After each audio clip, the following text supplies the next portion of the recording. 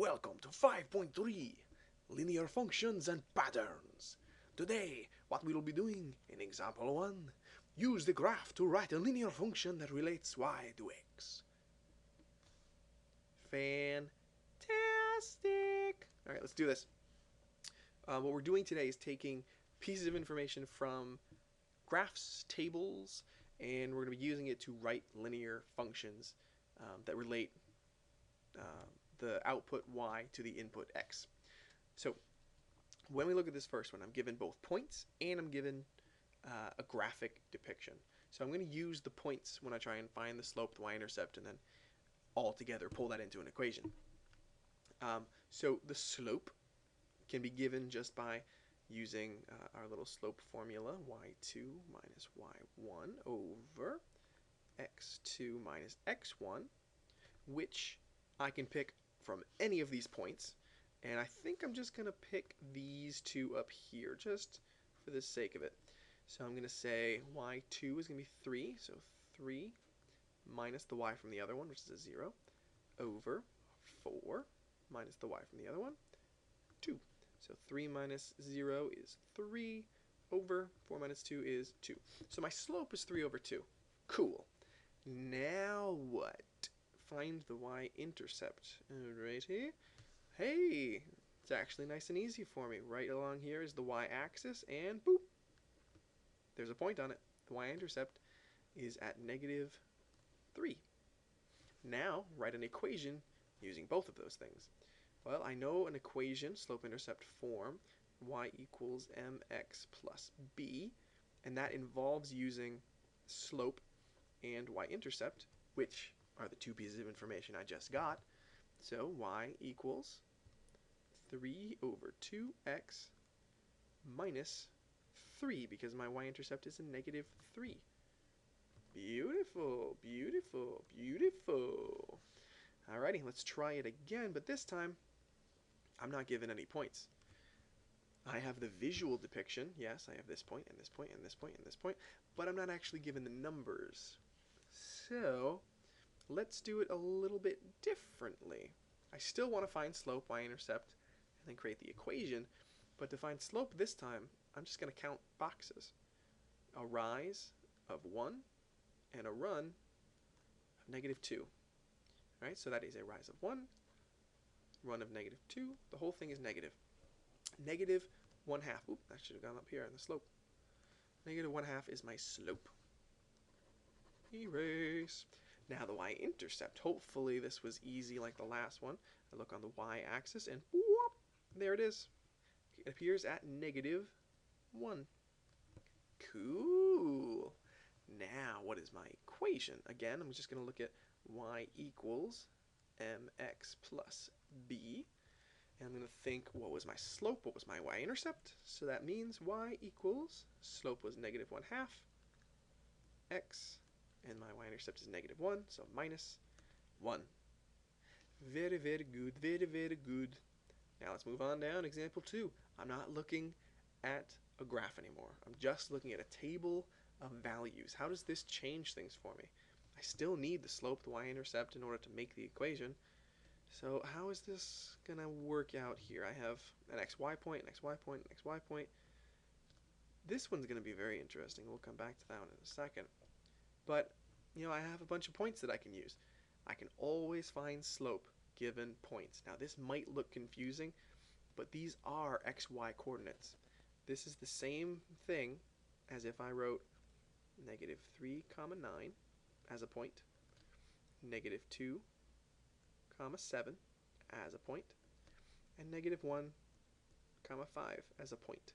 They're just points given in table form. So how do I find slope? I can do my trusty little formula, y2 minus y1 over x2 minus x1, the change in y over the change in x. So let's do the first two, I guess. We'll do 9 minus 7 over negative 3 minus negative 2. So now minus a negative, that's a positive. So let's do the top 9 minus 7, that's 2, over negative 3 plus 2, which is negative 1. So my slope is -2 when it's all said and done. Now my y-intercept, that's when I'm going to come back to this guy I circled over here. How do I know that this is the y-intercept? Well, let's take a look at these two up here. When I actually look at a graph and I'm looking at the y-intercept, it's right on the y-axis. Now, I can tell that this is on the y-axis because the x value is 0. Right? If I'm looking at the y-axis, my x is not a positive number. It's not 1, 2, 3, or 4. And it's also not a negative number. It's not -1, -2, or -3. It's right on this line where x equals 0. Alrighty, so when I look for the y-intercept, I look for a place where x equals 0, and I found it right there. So the y-intercept is 3. Writing the equation now should be a piece of cake. Y equals -2 for the slope, x plus 3. And we are done with that. Next page. I have one more just like that to do, and then we can move on to our example problem. So this one's a little bit different though. What's the slope? The slope looks like, let's see if I can do this correctly. I'm going to do y, this is y1, or x1, y1, and I'll use this one as x2, y2. So those would be my two coordinate points that I use to do the slope.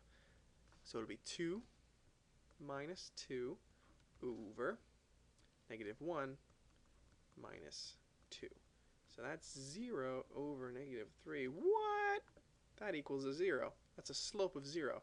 Now if you remember, a slope of 0 means horizontal. So when I go in to do this equation, y equals my horizontal slope, which is 0x, and then plus my y-intercept, which, just like we talked about on the other page, is where x equals 0. So it's this one. So my y-intercept is a 2. So I'm going to put this into the equation, plus 2. And basically 0x, I don't need that in there. So my equation can look like y equals 2, which we've talked about before. That's a horizontal line at 2. And it kind of makes sense if we look back at the table now with our eyes opened to this fact. X was -2, y was 2. X was -1, y was 2. X was 0, y was 2. X was 1, y was 2. And I'll bet you, no matter what the x value was, y would have been 2. So that's our horizontal line. And that's what that looks like in table form and how we would put it together.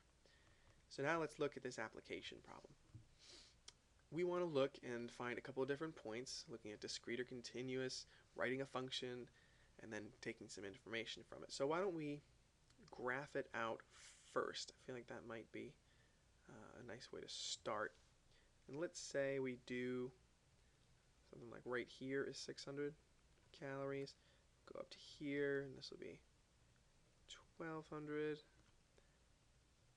And then we'll go to here, and that'll be 1800.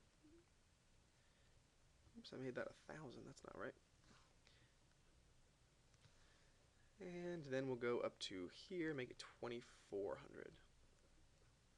Cool. And then we'll probably some points. 2, 4, 6, 8. 2, 4, 6, and 8. So it definitely looks like a linear function. It looks like I could connect these with a nice straight line, all with a common factor and a nice and even slope. Is the domain discrete or continuous? Well, in order to figure out that answer, we have to look at what is the problem talking about. We're looking at hours kayaking and the amount of calories burned. So, if I look at hours kayaking, can I possibly think about not 2 hours, but 1 hour, or 1.5 hours, or 1 3/4 hours, or 3 5/7 hours? Well, yeah, I can look at all those different fractions of time, and can I burn between 6 and 1200 calories, or between 12 and 1800 calories? Absolutely I can. So this we're looking at is continuous. and write a linear function that relates y to x. Okay. So I gotta think first. What's the slope, just like we were doing before? What's the y-intercept? And gotta put those together. So what's my slope gonna be? Well, let's look. I have to do y2 minus y1 over x2 minus x1. These numbers are just a little bit bigger. So I'm looking at 1200 minus 600 over 4 minus 2. 1200 minus 600 is 600 over 4 minus 2, 2. That equals 300. My slope is 300. Now let's look for y-intercept. Do I see any x values that are 0 here? No. But I can kind of think contextually. Think about the problem. It's hours kayaking and calories burned. Where would the calories burned equal 0? When am I not burning any calories? When I haven't kayaked at all. So my y-intercept is actually at the point 0 hours kayaked, 0 calories burned. All the way down here. So now let's make an equation. Y equals the slope, 300, x plus the y-intercept of 0. Very good. So now how many calories do you burn in 4.5 hours? Okie dokie. So now I gotta do is take this 4.5, and that's an x value, that's an input, and say y equals 300 times 4.5. And then I could add the plus 0, but don't necessarily need to.